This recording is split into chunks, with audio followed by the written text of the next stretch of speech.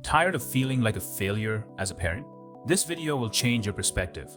I'm about to reveal the truth about what really shaped your child's future. Let's be honest. Most parenting advice assumes that you have control over your child's future, which is adorable. Because if you've ever met an actual child, you know they have the decision-making skills of a caffeinated squirrel. Parenting books act like you're the architect of a human skyscraper, when in reality, you're just a sleep-deprived construction worker desperately trying to duct tape the elevator back together. And the worst part? These books don't even agree with each other. Some tell you to be a tiger parent, some say to be free range. And at this point, I wouldn't be surprised if someone published the sloth parenting method. Raise your kids by doing absolutely nothing. But science has a plot twist. Your kid was always going to turn out how they were going to turn out because genetics, environment, and random chaos play a much bigger role than you. That's right. All those hours of stressing over organic snacks and screen time limits might as well have been flipping a coin. So, let's explore the top 10 reasons why parenting advice is basically a cosmic joke. Number 1. The contradictions are wild. One book tells you to raise an independent, fearless child. The next says attachment parenting is key. And then there's grandma, who insists that your baby is cold even when it's 85 degrees Fahrenheit outside. Meanwhile, TikTok parents swear by gentle parenting, which from what I can tell, is just whispering while your toddler sets the couch on fire. Honestly, at this point, you'd get more reliable advice from a magic 8-ball. Number 2. Same house, different results. If parenting worked the way books claim, siblings would be clones. Instead, you get one overachiever and one who thinks she's is a personality trait. One kid turns every Lego piece into an architectural masterpiece, while the other eats crayons and calls it science. Clearly, bedtime stories have less impact than we were led to believe. Number 3. Genetics is the ultimate cheat code. Your kid's success, personality, and whether they can roll their tongue. Mostly pre-programmed. But sure, go ahead and feel guilty about that time you forgot to pack their lunch.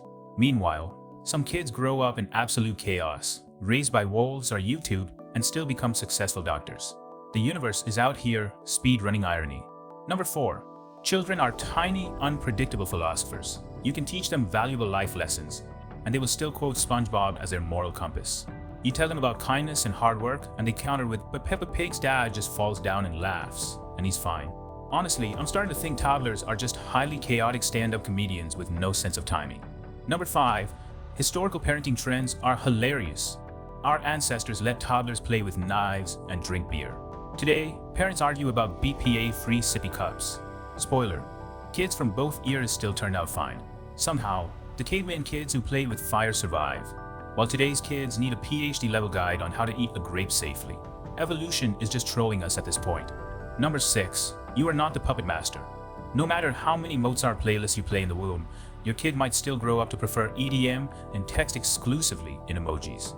You can introduce them to Shakespeare, and they'll still think a YouTuber named FartNugget69 is a literary genius. Free will is a wild concept.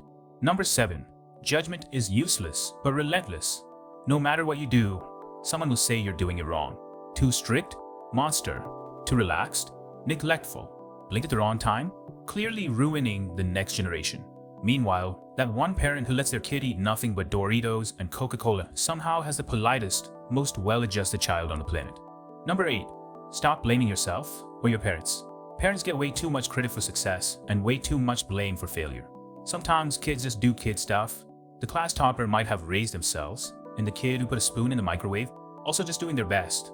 At some point, nature just takes the wheel, and you're in the back seat hoping for the best. Number 9. Science is still guessing. Every decade, we change our minds on what's right. In the 80s, kids roamed the streets unsupervised. Now we track them like FBI agents. In 20 years?